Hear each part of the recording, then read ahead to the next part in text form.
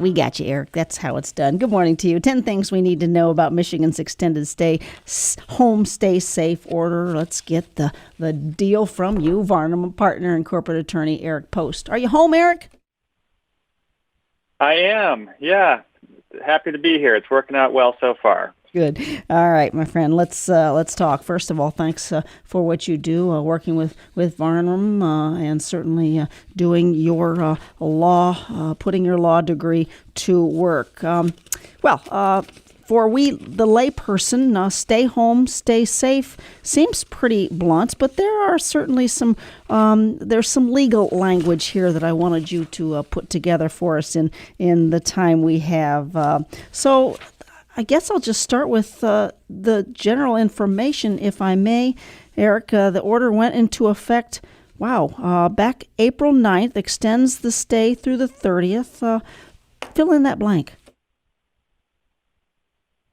That's right. So it extends it for, an additional 3+ weeks beyond the original time period that the governor had put in place late last month. And, we'll see what happens after that. Hopefully things start to kind of ratchet back to normal, but I think it's a wait and see at this point. Again, I'm going to go through these top 10. That top one was the order that went into the effect, but bring me into number 2. The former order's enforcement terms and penalties remain the same. Eek. That's right. Yep. We've had a lot of questions about this from clients, and in general, these are staying the same. We don't have a lot of test cases in the last few weeks to know how those are imposed, but generally speaking, they say it's a $500 fine and up to 90 days in jail potentially. It's classified as a misdemeanor if it's a willful violation. On top of that, the Department of Health and Human Services has said that they would impose a $1,000 fine for businesses or any other large public gatherings in violation of the order. But again, hard to say how strictly that will be enforced in the coming weeks. Yes. Let's go into this note that what do I need to carry a copy of my critical destination or why I may be driving? Tell us about this, Eric. Right, and that was something we were glad to get clarity on. The answer is no. You do not need any special written designation or any certificate or anything else to leave your home. You still have to be traveling for reasons that are allowed under the order, but there was confusion previously under the prior order whether what we've called a hall pass is necessary to leave your home, and the answer is no. What about the order clarifying that only, now this is, we're getting into, I'm not sure if this is real legal language. What's number 4 here? Right. There's some federal guidance that underlies Michigan's order and, really almost every other order across the country in various states. And the federal guidance was initially more restrictive, and that is what the Michigan order is based on.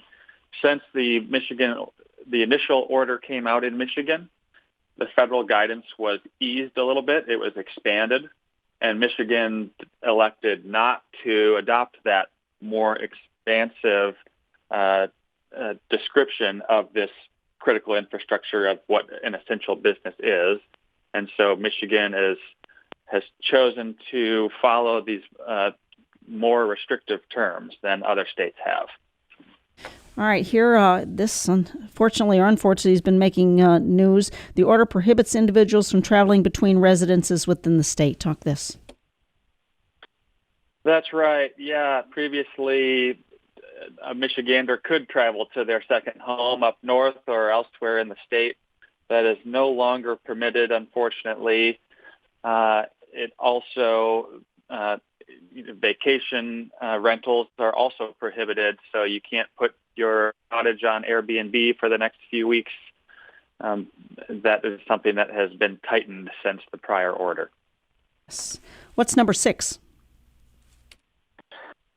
Number 6, there was previously a requirement that businesses in a supply chain together had to designate a customer had to designate its supplier or its service provider in writing if that company's business was necessary to support the customer's critical infrastructure business.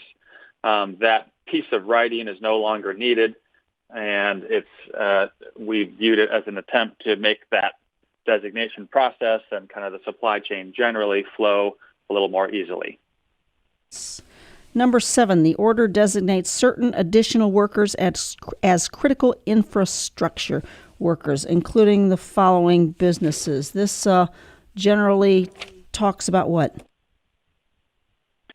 This is a few extra categories of workers that are permitted to leave their homes, some that were unclear under the prior order, and they include some of the obvious ones like retail workers in grocery stores, medical supplies, products needed to maintain the safety and basic operation of your home, convenience stores, pet supply stores, that sort of thing.